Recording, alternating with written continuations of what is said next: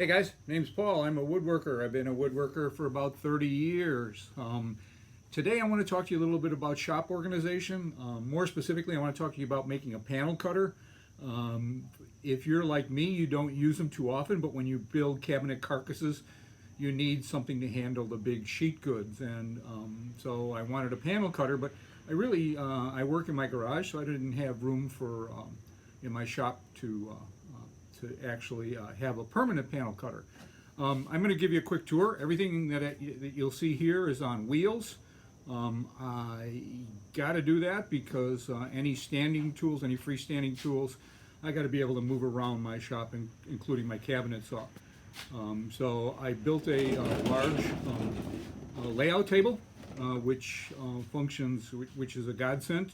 If you'll notice, I built it at a height that's probably above cabinet level because I didn't want to have to bend over all day long. So, and the other thing is I can slide my table saw underneath it very easily. So, but let's get on. Let's get on with the panel cutter because that's really why you're here. It works well because I can clear my garage door and the panel cutter is out of the way. So works perfect for me. You can use this in your shop, and it doesn't matter, even if you have a lot of room. If you don't use a panel cutter often, then you really don't want it in your way. What I did is I put it so that it's hinged. I was fortunate to have space where I could see the rafters, and what I did is I just used 2-inch black pipe and put it through some of the ceiling joists so that it acts as my hinge. And the way I secured my panel cutter was, hope you're not getting dizzy, but I put in a kind of a pull bar that locks into the same joist. So, and I'll show you how that works in just a second.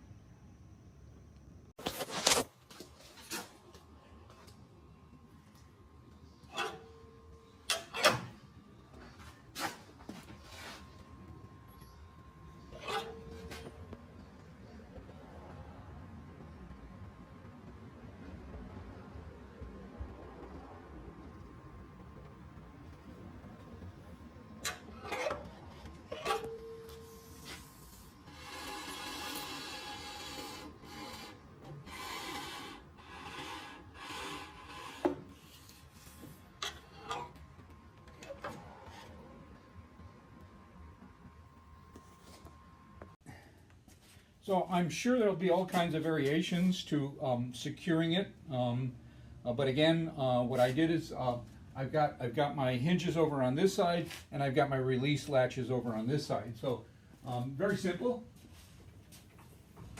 I just release some of the pressure, slide the latches over, and then let her slide down.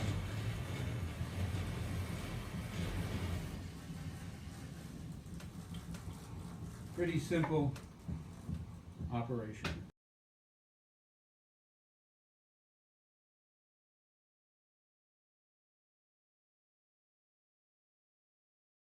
So I built a bracket, which I'll show you in just a second, that I take off the panel cutter.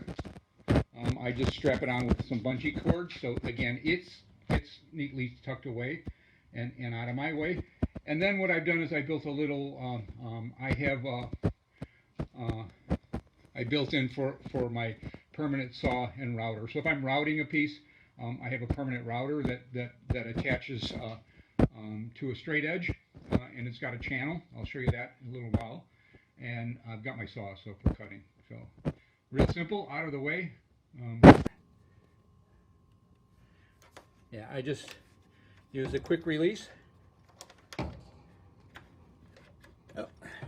And unhook it, and there you go, and the hook's on the bottom, and now my pulley system is out of my way.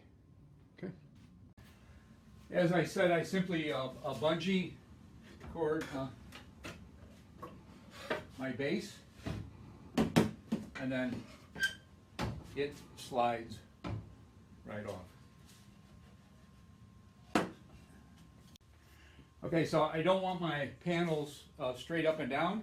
I want this tipped at a slight angle.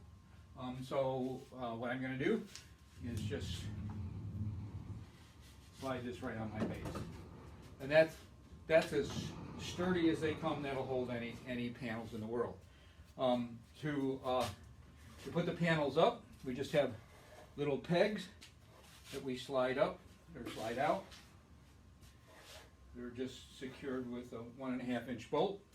And now any lumber that you have will lay securely on the stays. I put them at 2 different levels so that in case I'm working with a shorter piece, I can function. So one will fold in, the other will fold out. I have a dedicated saw, so that just slides out, get it out of the way. I also have a dedicated router, so if I'm routing, that'll slide out of the way. And as I'll show you in a minute, I'll set the panel up. I'll use a straight edge. The straight edge I love the straight edge. It's a nice, and it's got slots so that this fits right on the straight edge, and it slides.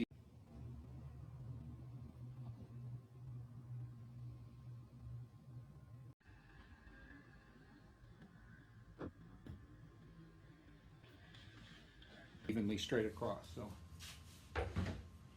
both I purchased both for my saw and for my router, so that I'm not changing it. I have an 8-foot straight edge and I have a 4-foot straight edge, so it should handle just about everything. That's it. That's the panel cutter.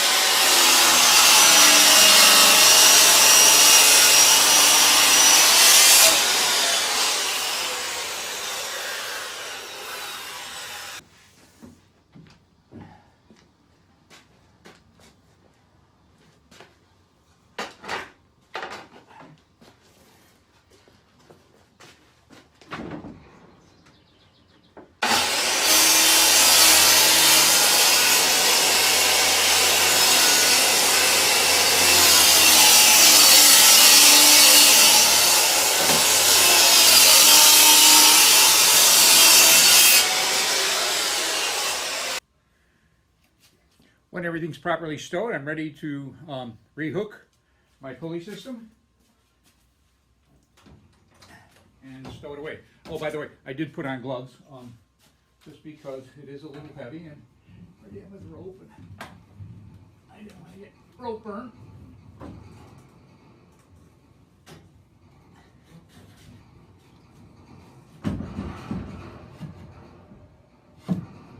And the slides right in. And up.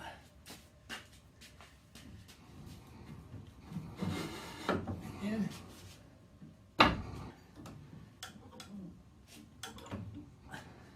And voila, back out of the way. And it's back out of the way. And clears my garage door. There are plenty of plans online on how to build a panel cutter. You can check them out. I'm not going to diagram it. The purpose of the video was just to show you how to do it so that it's hinged, so that you can get it out of the way and clear up a lot of shop space. So even if you have a large workshop, and you don't, panel cutters, most of us don't use them too often, but if you have a large workshop, this is a great way to store it. You can get it out of your way and clear up a lot of shop space. So hope that helps. If you like the video, please give me a thumbs up. If you want more information, most of my stuff is on finishing at this point, but if you want more information on Shop Talk, please subscribe, and I'll make sure that it'll make sure that you'll get the latest and the greatest. Okay, that's it. Have a great day. Thanks for joining us.